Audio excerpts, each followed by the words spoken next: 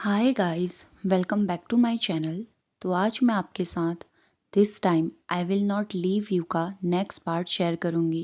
जैसे ही वो दोनों कोल्ड स्प्रिंग के पास पहुंचते हैं, वांगजी अपने माथे से फोरहेड रिबन निकालता है और दोनों की हथेलियों में पहना देता है। वो दोनों अंदर एंटर होते हैं। पिछली बार की तरह इस बार भी उन्हें लैनली दिखी, पर वो इस बार ज़्यादा नहीं बोली, जैसे उसे भी पता हो कि ये उनकी दूसरी लाइफ है। वो बस स्माइल करती है और उन दोनों को इंग आयरन दे देती है और वहाँ से डिसअपीयर हो जाती है। उन दोनों ने इंग आयरन को एक थैले में रखा और क्लाउड ड्रेसेस की तरफ आ गए। क्लाउड ड्रेसेस से नीचे उतरने के बाद वो लोग अपनी तलवार में उड़कर दफन माउंटेन की ओर चले जाते हैं। वो लोग दफन माउंटेन के बिल्कुल मिडल में गए थे, जहाँ पर रिसेंटफुल एनर्जी सबसे ज़्यादा थी। जिस जगह पर रिसेंटफुल एनर्जी सबसे ज़्यादा थी, विहिंग वांगजी से वहीं पर उतरने को कहता है। उस जगह पर पहुंचते ही विहिंग की बॉडी कांपने लगी थी। रिसेंटफुल एनर्जी उसके चारों ओर घूम रही थी, जिसे देखकर वांगजी उससे पूछता है, विहिंग तुम ठीक हो ना? तभी विहिंग ने एक उदासी भरी स्माइल के साथ कहा, लंजा, मैं पिछली बार जब यहाँ आया था तब मैं अपनी फैमिली को खो चुका था, अपनी गोल्डन कोर, मैं सब कुछ खो चुका था। लेकिन इस बार तुम मेरे पास हो और मुझे बस चैनचिंग को बनाना है। वांगजी नोट करता है। कुरियर माउंट्स के मिडिल में पहुंचते ही विहिंग बैरियर को खोल देता है, जिससे वहां पर मौजूद सभी कॉप्स जिंदा हो गई थी।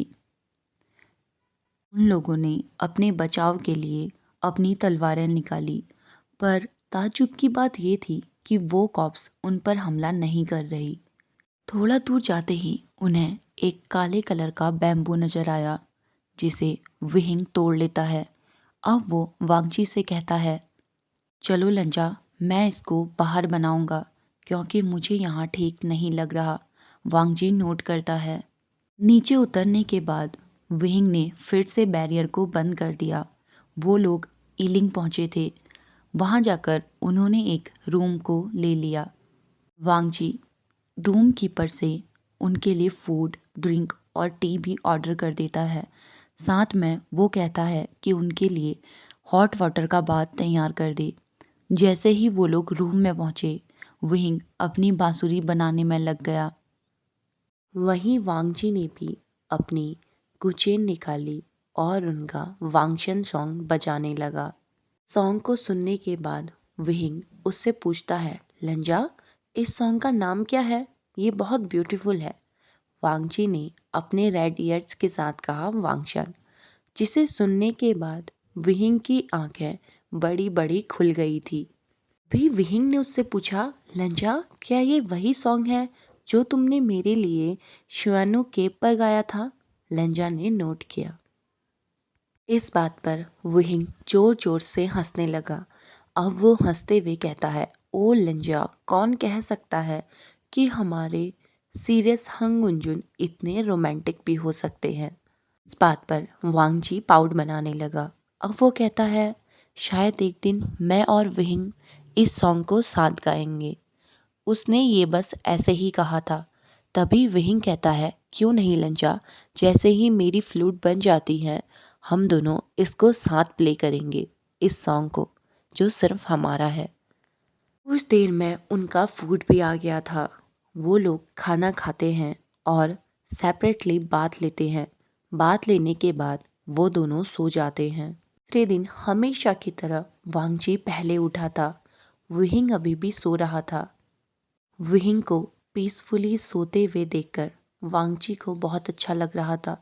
वो सोच रहा था, इस लाइफ में वो विहिंग को सारी खुशियाँ और रिस्पेक्ट देगा जिसका वो हकदार है।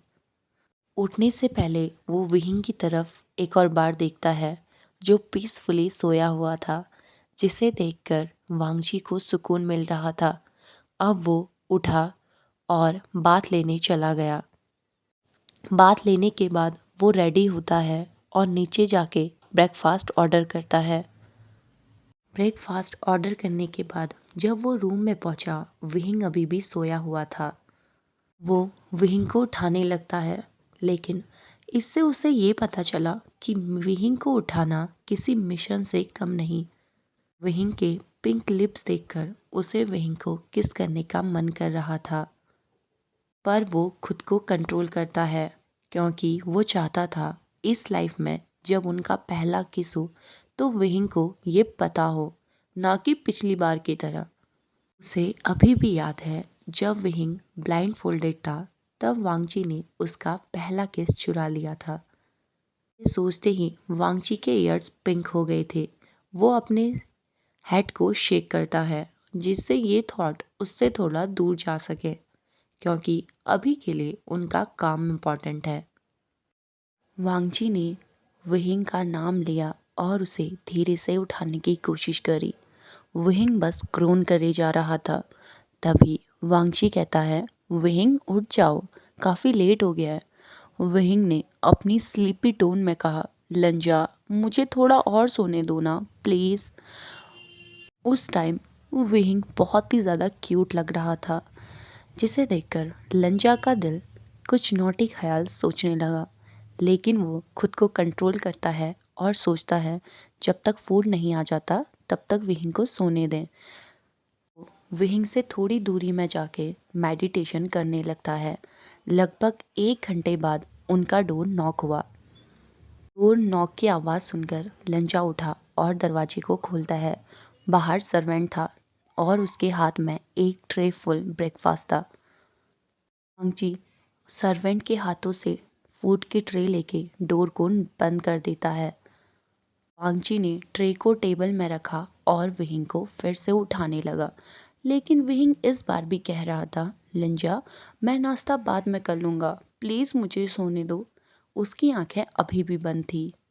भी वांगजी विहिंग को उठाते हुए कहता है, विहिंग हमें लेडी फ्लोरिस्ट से इन आयरन लेना होगा, इससे पहले वैन चाओ वहाँ पहुँच जाए, हमें पहुँचना है।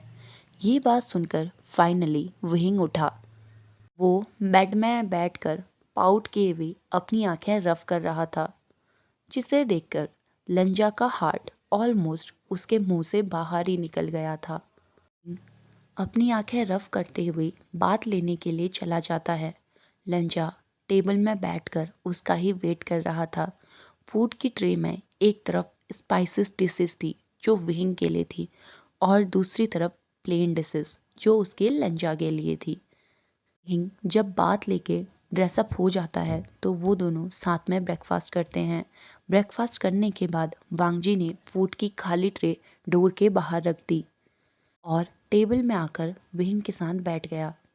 सही वो दोनों बैठे तभी विहिंग उससे कहता है, लंजा मुझे उम्मीद है तुम्हारे पास उसके लिए एक अच्छी सी पोयम होगी, क्योंकि लास्ट टाइम जब मैं उन लेडी से मिला था तो मेरे पास उनके लिए कोई भी अच्छी पोयम नहीं थी, तो उन्होंने मुझे धक्के मार के बाहर निकाल दिया और मुझे कहा कि आज के बाद अपना फेस कभी मत दिखाना।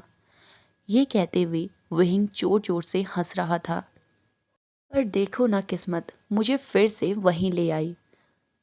वैसे तुम काफ़ी रोमांटिक हो, मुझे उम्मीद है कि तुम्हारे पास उसके लिए बहुत ही ब्यूटीफुल पोयम है। तभी लंजा ने कंफ्यूज होकर पूछा, क्या तुम उनसे पहले भी मिले हो?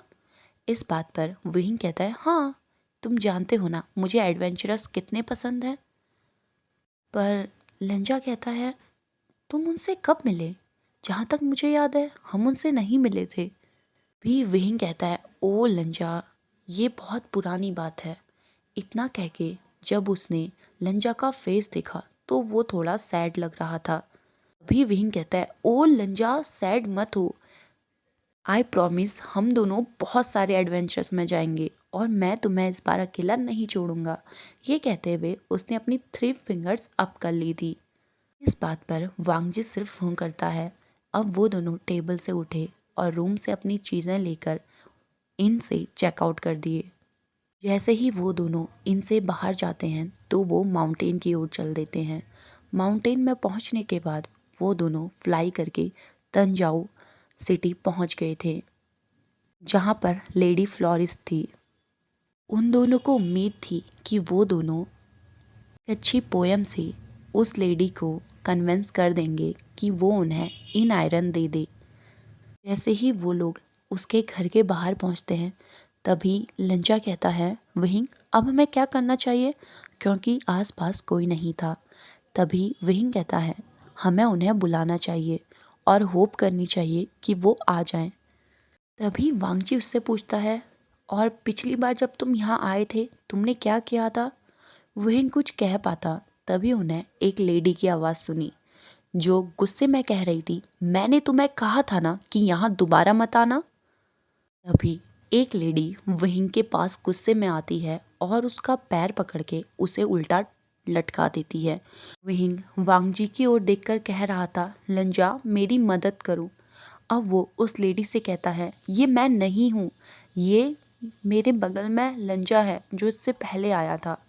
जब उस लेडी ने लंजा की ओर देखा तो वो वहीं को छोड़ देती है और लंजा की तरफ देख के कहती है, कितने सुंदर यंग मास्टर है, बिल्कुल तुम्हारे अपोजिट, जो बिल्कुल एक कीड़े की तरह है, से जिंदगी की बारीकियों की कोई समझ नहीं। इस बात पर विहिंग ने पाउड बनाते हुए कहा, हे कौन कहता है कि मुझे नहीं समझ, तुम लंजा से पूछो, चाहे कोई भी बात हो मुझे हर बात की समझ है। तभी लंजा विहिंग को आंख दिखाते हुए कहता है, विहिंग मुझे नहीं लगता कि लेडी को अग्रेसिव करना सही होगा। इस बात पर विहिंग का पाउट और भी बड़ा हो गया था।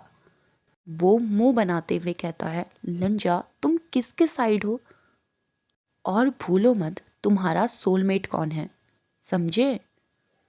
इस बात पर उस लेडी ने स्मिर्क करते हुए कहा, तुमने सुना नहीं यंग मास्टर ने क्या कहा, तो इसीलिए अपना मुंह बंद रखो। वो लेडी कहती है, लेट मी गेस, मुझे लगता है कि तुम दोनों इन आयरन के लिए यहाँ आए हो, क्योंकि ये एरोगेंट बॉय भी यहाँ है। इसका मतलब तुम दोनों टाइम ट्रैवल करके आए हो। ये काफ़ी अच्छी बात है कि तुम दोनों यहाँ आए, ना कि वो वैन बॉय। तो चलो मुझे पोयम बताओ। अगर मुझे तुम्हारी पोयम पसंद आई तो मैं तुम्हें इन आयरन दे दूंगी। अब विहिंग कहता है, लंजा ऑल द बेस्ट, मुझे पूरा यकीन है कि तुम इन्हें कन्विंस कर लोगे। ये कहते हुए विहिंग ने अपनी थंब दिखाई थी। लंजा पोयम सुनाने से पहले अपने गले को साफ करता है। अब वो कहता है, आज सुबह उठते ही मैंने उस दिन के बारे में सोचा जब तुम मेरे जीवन में आए थे। तुम्हारे आने से मेरा अकेलापन दूर हुआ। उस दिन मैंने एक बीज बोया था, मैंने उसे बढ़ते हुए देखा। अब मेरे जीवन में अकेलापन नहीं है और मैं स्वर्ग का शुक्रिया करता हूँ कि उन्होंने मुझे तुमसे मिलाया, क्योंकि ये वो दिन था जब मेरा अकेलापन दूर हुआ। लंजा ये पोयम लेडी फ्लोरिस्ट की ओर देखकर बोल रहा था। उसकी आंखों में प्यार और चमक थी। कविता खत्म होने के बाद लेडी फॉरेस्ट के चेहरे पर मुस्कान थी और आंखों में आंसू। अब वो अपने आंसू पोंछते हुए वांगची को एक फूल देती है, जिसका मतलब था कि उसे वांगची की पोयम पसंद आई। अब कुछ टाइम बाद वहाँ पर इन लोहा प्रकट होता है। वांगची उस लेडी की ओर देखकर नोट करता है और उस लोहे को पकड़ के बैग में डाल लेता है। कुछ देर बाद ही वो लेडी भी वहाँ से गायब हो गई थी। उस लेडी के गायब होने के बाद विहिंग वांगची से कहता है, क्या तुम्हारी पोयम बहुत ब्यूटीफुल थी। तुम जानते हो तुम हमेशा मेरे लिए भी यही करते हो। मैं जानता हूँ मैं हमेशा हंसते रहता हूँ, बोलते रहता हूँ और लोगों को हंसाता रहता हूँ, पर सच ये है कि कहीं डीप डाउन मैं अकेला था और तुम्हारे आने से मेरा अकेलापन दूर हो गया। थैंक यू लंजा मेरी ज़िंदगी में आने के लिए। वांगची विहिंग के हाथों में अपने हाथ को लेता है और धीरे से दबाता है और विहिंग की आंखों में देखकर कहता है, मैं हमेशा तुम्हारे साथ रहूँगा विहिंग। मैं तुम पर गिव अप कभी नहीं करूँगा। मैंने तुम्हें कभी नफ़रत नहीं करी थी, बस मैं तुम्हें नहीं बता पाया। लेकिन ज़िंदगी ने हमें दोबारा मौका दिया है और मैं इसे नहीं खोना चाहता। मैं बस तुम्हारे साथ रहना चाहता हूँ। मेरे लिए मेरे सोलमेट तुम हो और मेरी दिल मेरी आत्मा सिर्फ तुम्हारी है वेन, सिर्फ तुम्हारी। ओके गाइस, आज के लिए बस इतना ही। मिलते हैं हमारी नेक्स्ट वीडियो में, तब तक के लिए हंसते रहिए, मुस्कुराते रहें, हैप्पी रहिए। Bye bye.